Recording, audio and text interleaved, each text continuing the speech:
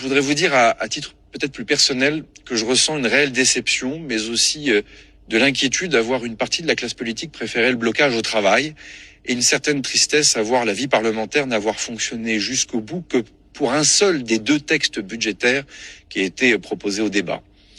J'ai voulu une approche nouvelle, je n'y renonce pas pour autant. Même si la vie des partis politiques et des appétits liés à la prochaine campagne présidentielle ont parfois eu raison du bon sens et de la responsabilité. La mienne, en tout cas, est d'aller au bout de la mission qui m'a été confiée, donner un budget à la France, servir tout simplement son pays. Et pour tout cela, je vous en remercie.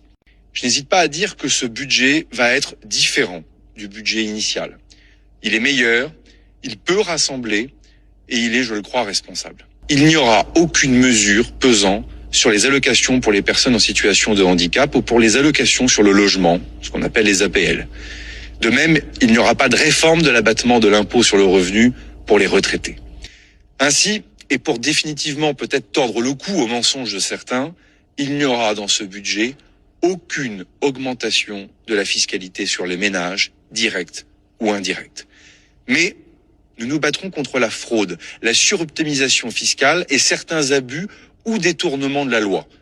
Chacun doit payer sa juste part, c'est une question de justice fiscale et l'attente des contribuables est forte, c'est un débat important pour l'avenir. Ensuite, ce budget doit donner une priorité à la jeunesse. Les bourses étudiantes seront maintenues. Pour tous les étudiants, le repas à 1 € au restaurant universitaire sera une réalité à compter du mois de mai.